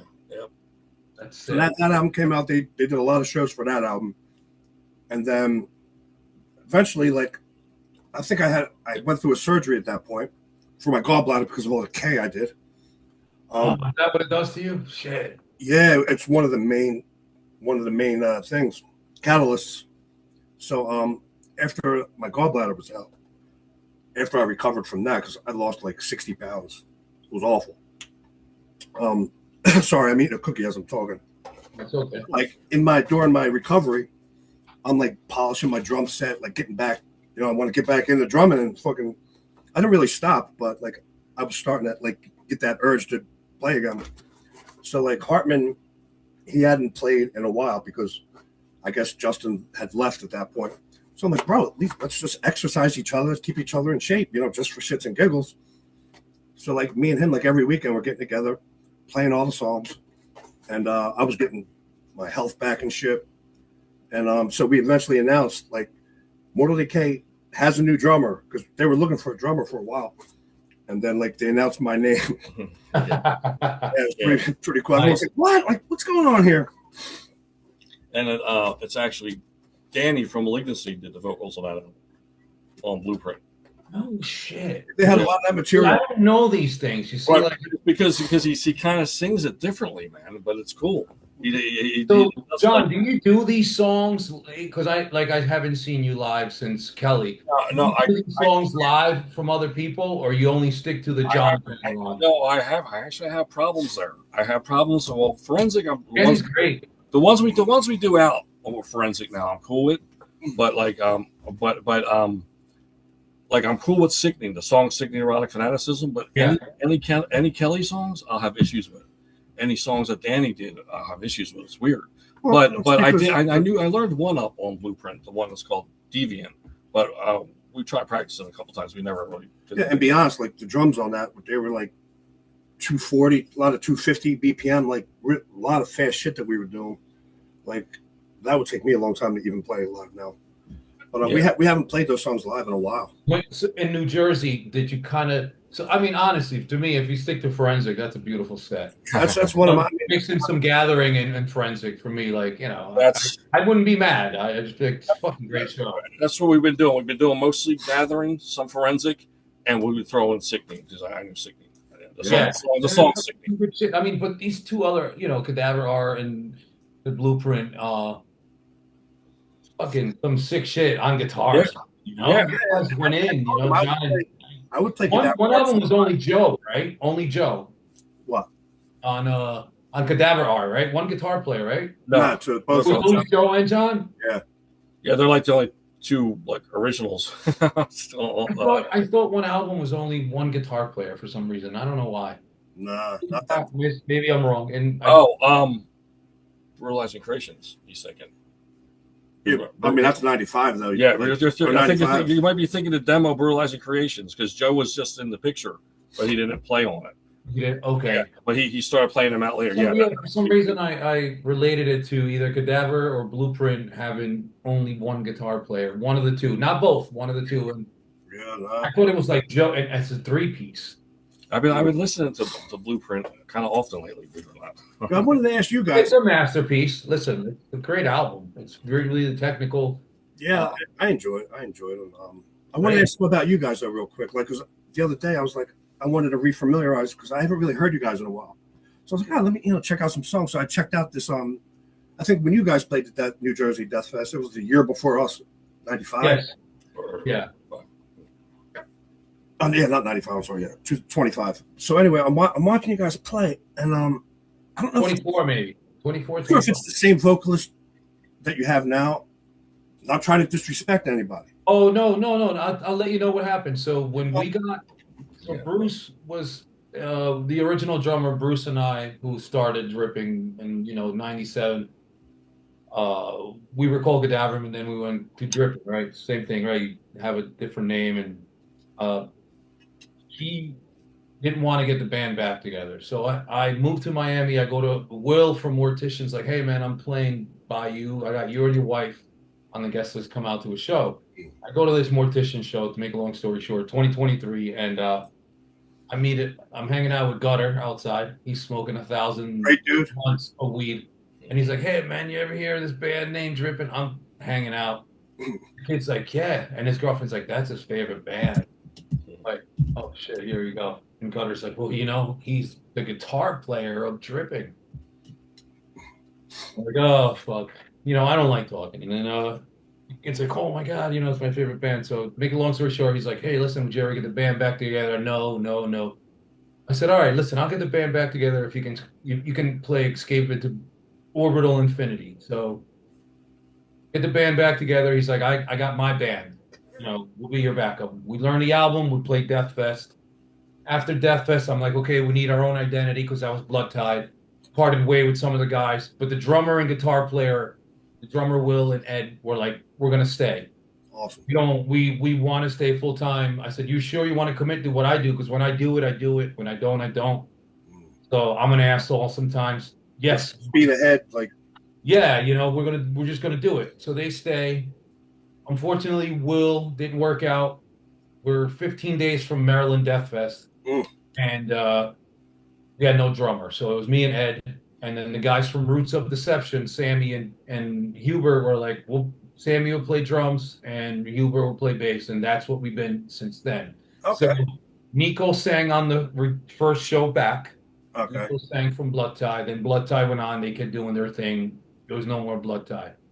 And Devin, we had another bum who I don't even want to mention in between that. And Devin came in, and Devin was doing it full time. We did Maryland. We did a bunch of shows. We did a 7-day tour, and then Devin got super busy. So we had the Mortician show. We had the Long Island show. And then Devin was I think it conflicted with his tour. And then he's got a bunch of shit going on. And of course, no beef. I love that kid to death. Yeah, sure. I talked to him 2 days ago. I said, whenever you want to come back, you can come back. The stage is yours, And we wound up meeting Angel from Scasm. And I really loved what Angel did. He reminded me of like old Cryptopsy, Lord Moon era, Well, I got a little critique about him. But that's okay. Yeah. Little critique. Voice sounds great. I love the style. Yeah. So I'm watching the first song of the New Jersey Death Fest, and I'm like, dude, brutal shit. Which one is this? The first, the 2023? 2025, I think it was. I'm not sure to hear. Oh, he what? That was an Angel. 25. Was he blonde hair or long hair, dude? Scasm. I think it was the Scasm. Was it long hair, dude? Dark hair. Yes, that's it. That's Angel. Long dark hair. Yep. So sounds great. Vocals are sick. Music was obviously sick, but I'm like, did he just? I'm like watching what he's doing, and I'm like halfway through the song, and he spit in the crowd 3 times. Yeah. I'm only halfway through the first song. Yeah. So like, there's no situation where that, like, you should feel that that's okay to spit a loogie into the crowd 3 times. Yeah. Like, what's he doing? No, I know. Like, And number 3. I'm easy going, I'm punk rock, G.G. Allen style, but I know. I'm like, me no, too, I'm but like, don't spit on me. yeah, like, no, don't spit on people. That could get you in some trouble, especially if you play with hardcore bands or some gangs and shit. You can't be doing that. He didn't like drink some water, and it was like a mist of water going into the crowd. They were thick. I think he got kicked out of Scasm for that. Like, yeah, you just can't do that. Really? I think he performed with Drippin' and he got kicked out of Scasm.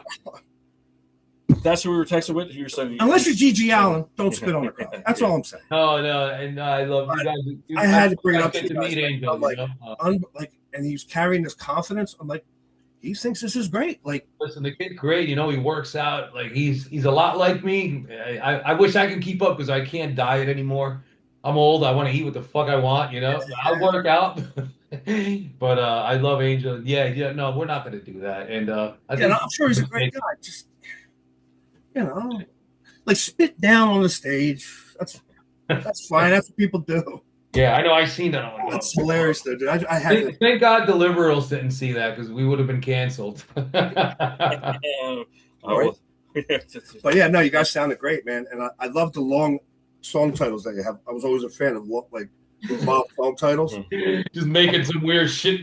Yeah, but like, I love, like, aesthetically, I love words like long titles, like Anatomy Turned Chaotic Puzzle. That's so you want to know on our dripping second demo 2001, which 100% it was a Gathering of Human Artifacts ripoff. We had a song called Inheritant of Ancient Malignancy, and hold on, where is this? Sorry, because I'm fucking shot.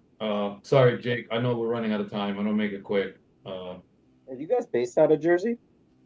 Yeah, South Jersey. We're about 20 minutes, 25 minutes from Philadelphia, just over the bridge of Philadelphia. Cool. I'll be moving to Jersey in 2028. Oh, nice. What part? We don't know yet. My old lady, she has her certificate to work with autistic kids. She's the super sweet one out of us too. I'm the dick. She's the sweet one. Together it works out. Yeah. And that's like, awesome, dude.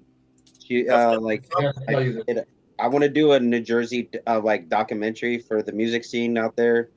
I hit up the band Forgetting Tomorrow. They're like, we have pictures from the old days because the vocalist or I think guitarist says he has like a lot of pictures from the hardcore scene, death metal scene. He did interviews before he did Forgetting Tomorrow. That's awesome. Yeah, I got to get in contact with that dude, man. I know he's got some old incantation shit we talked about. Love it, yeah. We got to get you guys on. I want to do an old NJ show and we get Roy Fox. We talk about incantation, snag, mortal. Talk about South Jersey, Ripping Corpse, and whoever bridged the gap. But listen, this was a complete a gathering of schizophrenic apparitions, right? Of molested corpses. You know, that was total mortal decay of Ripper. Just the name alone, we were like, yeah. I mean, think about it, right? You guys, I love seeing that. Yeah. So that was on our second demo, 2001. Tuned down to A. Right. Listening to a lot of Mortal at the time, I should say. Good shit, man. Can't argue with that, man. Got good taste. Fuck yeah. If we do a Jersey super group, like super interview, I feel like it has to be Mortal. Let me get a hold of Don from Waking. Yeah. Oh, absolutely. Like he would absolutely love doing it. Absolutely. Yeah, me too, man. Count us and shit. That guy kind of scares the shit out of me. Kelly from Ripping Corpse. I have him on Facebook. Great guy, man. Great dude. His voice is so freaking deep. That's what scares me about it. I picked him, no joke. This is a funny story with me and Don because, like, we've never met in person. Love that man to death. That is a big brother from another mother. Right. I picked him up. I was in Fort Wayne doing a festival. I'm not going to bring that up. Why not? There's some issues there. Let's not talk about that. Don's texting me. He's like, hey, can I have you pick up my merch? I was like, I don't live in Indiana, but I'll have you send it to my videographer when I do it in person. Go get his merch. Then he's like, hey, we're on our flight. We'll be in the airport in an hour. I was like, cool. I run over a freaking possum as big as a dog. Oh, jeez. And I'm just like, oh, fuck, what the fuck was that? My old lady sitting in the, front seat. She was like this, what you just run over? I was like, I didn't hear a yipe, so it wasn't a dog, so it must have been his possum. Right. And I get to the airport, and Anthony and Don are just waiting at the airport for me, and I'm just like, this is like an unreal moment. I get out, I open the door for the guys because I grew up with manners. I give Anthony a hug, and it's the first time meeting Anthony. Me and Anthony always talk on Facebook because I was like, I need Waking merch. Can you put me something aside? And he's like, yeah. And then Don, I didn't know how tall Don was. I'm only 5'4", and Don's like 6 foot past that. Yeah. I give Don a hug, and my old lady's looking outside the window, and we dropped Don off at the wrong hotel. That was a funny situation. I give him a hug, and my old lady's looking at me. She's like, you and Don were rocking back and forth like you were cuddling in midair. That's great, dude.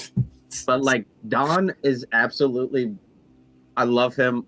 We stay in contact, and like, he's the reason I got pumped up. He helped me pop the question to my old lady. Love her to death. Nice, man. I did it right after they played Chase Through the Woods by a Rapist.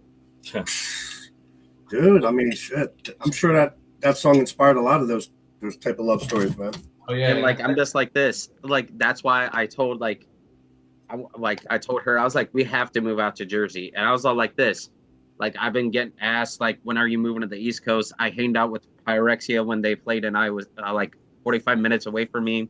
Right. Smoking weed with them. They're all like this. You need to move on the East Coast. You're not a Midwestern boy. You're an East Coast boy. Right. I was all like this. I don't know anything about the East Coast. They're all like this. Fucking do it. They're all like this. You'll have so many opportunities out here knocking on your door. You got to take them. I'm like this. well, I don't know many people out there. And like I text Don and I'm like, man, I don't know what to do. And he's all like this, when you move in Jersey and settled, text me. I'm picking you up. I'm going to introduce you to everybody. You will not be let down. Right. Yeah, man. Jersey, He's man, dude. He will. Jersey people are like that, right? You run into somebody from Jersey and fucking Bermuda, they're like, Yeah, oh, yeah. instant bond. They got your back, dude. It's like, whether you're from north or south. I remember just running into people from Jersey, like, you're from Jersey, yeah, me too, bro. Yeah. I would love to like do a second interview with you guys when I move out to Jersey. Hell yeah. We got to get John and Joe, man. That's a possibility, because I'm a guitar player, And, well, pretty much to wrap things up, man. So Blueprint came and went, right? And then Kelly was back, and they did the 7-inch. What was that 7-inch called? The Defeated Sanity split, right? Yes, the split. Yeah. Right, and then lyrically, I had a shout out to Defeated Sanity. Yeah, we got those guys next, dude. Oh, cool. And then and then it's just again they went back and forth with Kelly to me, and they asked me to they had a gig lined up. Kelly couldn't do it for opening for Deicide here in Philly. And real quick though, if we got to cut it, man, we'll have a part 2 next time, man. Oh yeah, I don't want to keep going. Finish up. I just want to say it's a perfect opportunity. Like, I want to give shout out to Seb, giving us the the connections. Like, I came like I say to everybody, when I started this, I didn't know where it was gonna go. Like anything, like you guys probably didn't know where Mortal was gonna go in the beginning. Absolutely. Right. And like you guys said in the beginning, merch is going for $900 now online. We all, like I tell everybody, we don't forget where we come from. Right. At all. We start from the bottom, then we go up slowly and steady. Like you guys say, I talked to Paul from Cannibal Corpse. I wish I was in the days of tape trading, because like I grew up in the generation of CDs, and like kids nowadays have Spotify. I have to listen to Spotify. I still carry CDs in my car, for God's sake. Right. I'm a flash drive guy now, but yeah, I still got all the CDs. I wouldn't, Jacob, your generation's hyper focused on being a fan, so you guys do a lot more digging because it's easier for you. So I would not ever, lessen the passion for it. But to say, John, I have some B-sides. We're going to be doing some music together. Looking forward to hearing that, man. For the album, I love to have you. I love to have a fucking collaboration. Maybe both of you singing. You want to do some blast beats? We'll take some of your recordings and put them on. Whatever. I want to do something special for Dripping's next album, and I want to bring and give Jersey and my favorites the flowers they deserve. And not that you don't get them. I'm not saying you don't. And I want this to be, like you said, like you don't hold back. And I want this to be my album where I don't hold back. I get to do all the guitar work I want to do. And John, you and I have been talking. Yeah. Send me. I got your address. If you wear death metal shirts, Anthony, I never see you, but I send you some of our stuff. It'll be an honor for me to send you some Dripping merch. I'm a triple X package. If you can get me his address, and send it over to me on a text, John. I know you and I probably talk on a daily basis. Yeah. No, I definitely have shirts, death metal shirts with triple extra large. Yeah, we rock it with respect. Hell yeah. I want to ask you guys if it's okay to add you guys on Facebook. Like I have my stuff on private, so people won't like randomly add you. Right. And like when the interview comes out, I'll probably invite you guys to a collab. Yeah. With like Mortal and Wild Man together, so we can like fans know Mortal is still alive, still kicking. My fans mixed with your fans, and your fans mixed with mine. And let's make death metal the privilege and the honor. It keeps going up and up and up. For sure, man. Yeah, we're down with all that, man. Sounds good. Yep.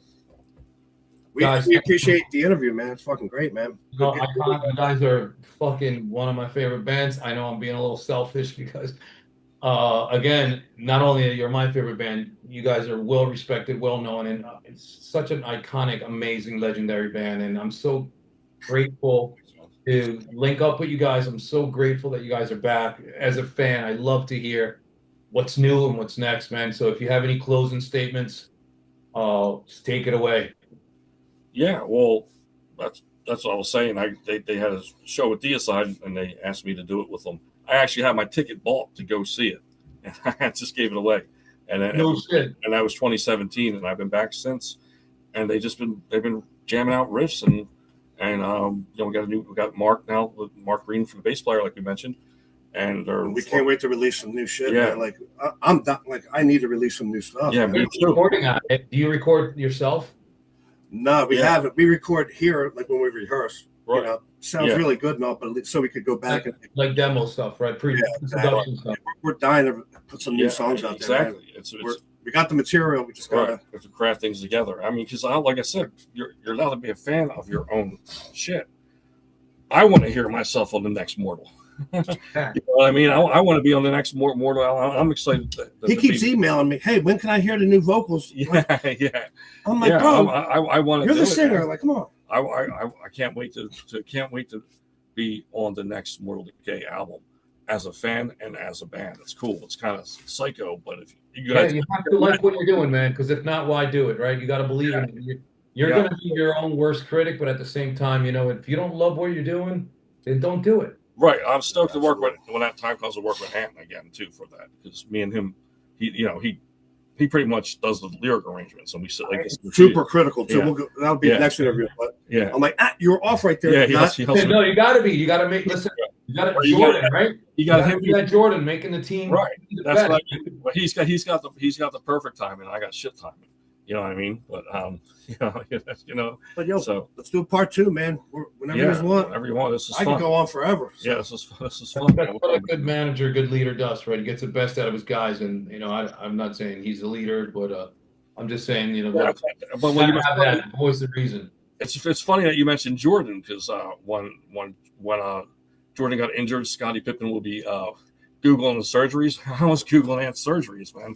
I wasn't writing him so hard to let's get back to playing to see what he was going through. It's some fucked up shit, dude. Guys, we have to hang out, man. Anthony, we're playing with Incantation, New Jersey Death Fest 10 in May. I want to put you guys on a list if you can pull up. Maybe we'll do a quick little clip. I should be back on the road by then. You had some car trouble, John. Yeah, I should be back on the road. I got wheels, man. Yeah, I didn't ask him yet. All right, you guys are on the list, and beer's on me. Whatever we need to do, we're gonna have a blast. Yep. We'll love to have you guys, come out for us, especially because we're you guys are our influence. It'll mean a lot. It'll make my day. We'll see you there. We'll definitely be there. I can only have 1 or 2 beers, Mr. Probation. Thanks again, guys. Like we can keep talking forever, but we want to. We'll do part 2, man. Absolutely. Cool, man. Cool. Peace. Johnny, text me his size and info. I get a package to you guys. Jacob, love you. The Wild Man